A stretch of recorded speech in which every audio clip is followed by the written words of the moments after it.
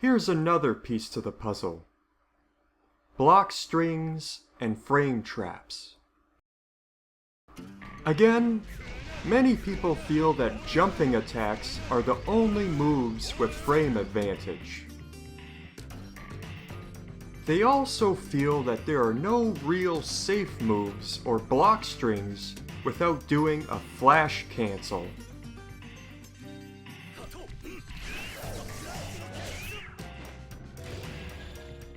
Every character has a normal or a special or some gimmick that keeps them safe or can be used as a mix-up.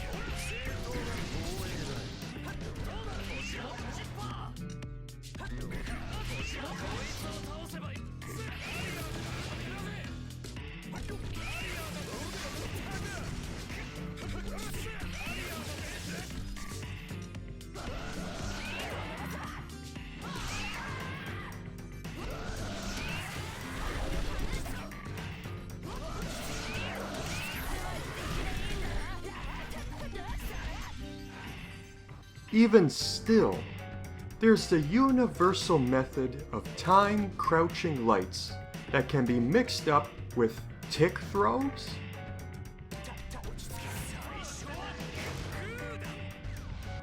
a jump,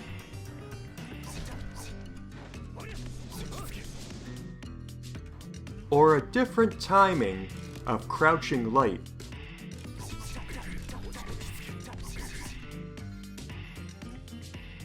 Most crouching lights will eventually push out the opponent to an acceptable distance.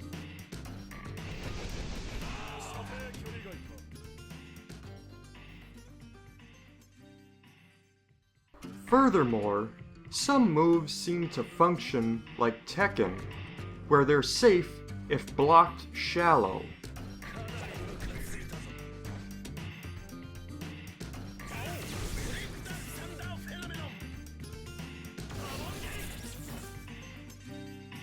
Another aspect of block strings is the guard gauge.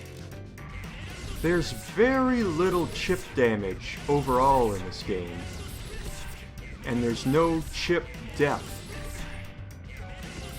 The game makes up for this by having a guard gauge. If the opponent blocks too much, their guard will break, opening them up for a combo.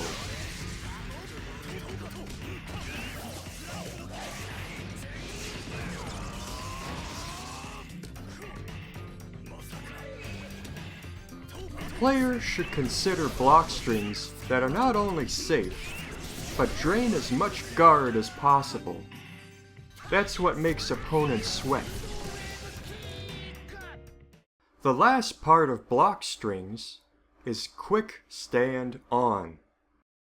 Many people overlook this mechanic because when you use it in combos, it halts all meter gain. Its true function is for block strings and safety.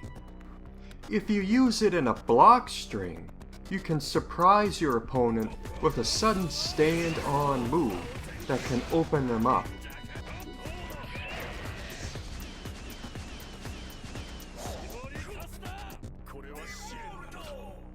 Because you started a combo after quick stand-on, you'll gain meter to make up for the fact that you used it. If you whiff a stand-off move, you can use quick stand-on to recover faster.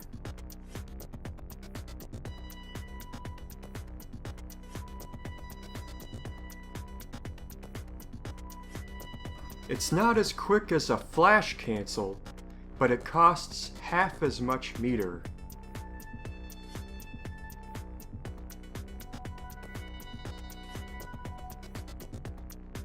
I mentioned earlier that this game has 3D aspects to it, and really, it is a 3D game. The 3D aspect of this game is probably the most overlooked thing in this game entirely.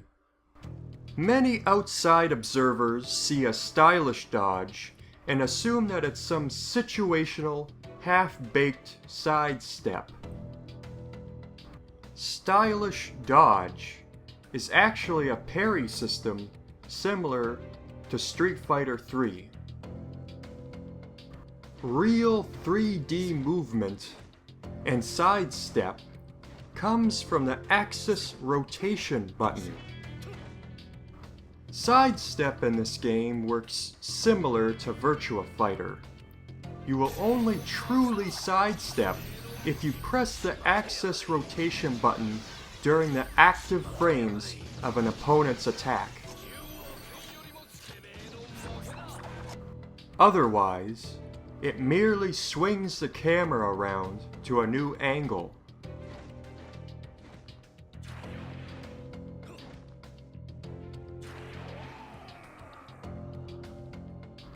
This alone is crucial for repositioning, as even sidewall situations can lead to bigger combo damage.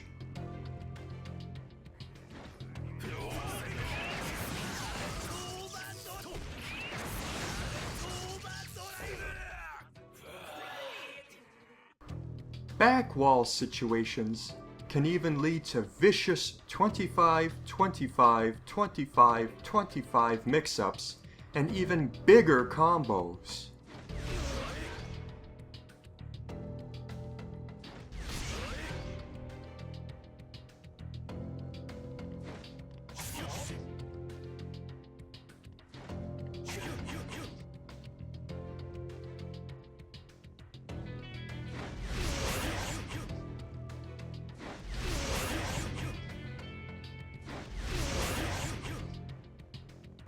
With this in mind, repositioning using the axis rotation button is a cornerstone of finishing off an opponent quickly.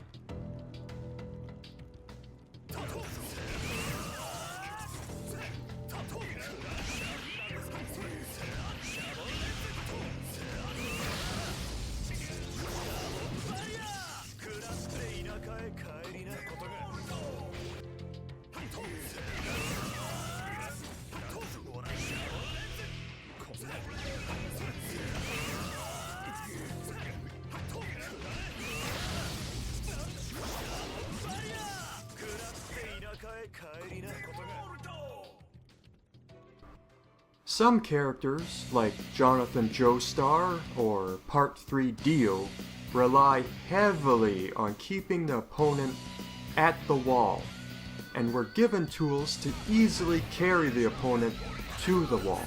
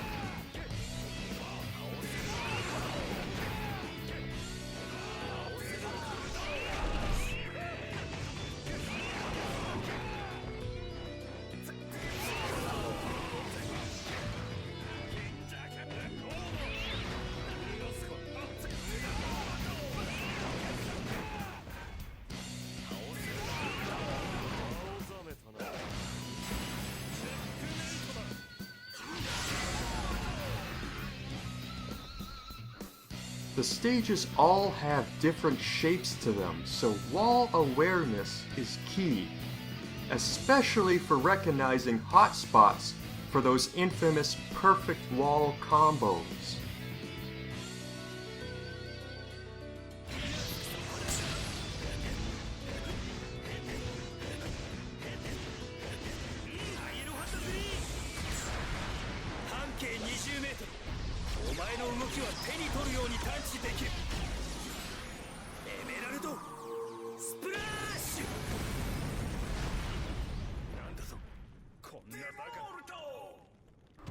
This is why pre-round movement is so important.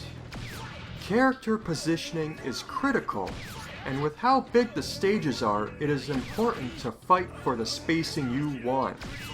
It also gives players a chance to feel each other out before the round starts.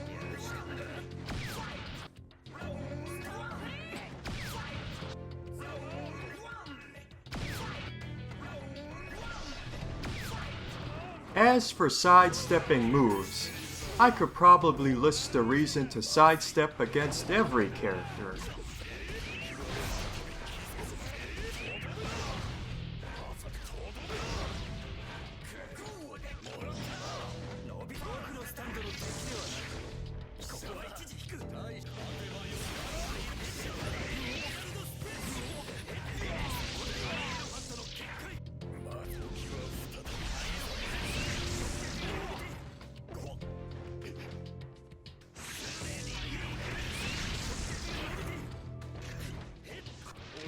Some characters would almost be impossible to beat without sidestep.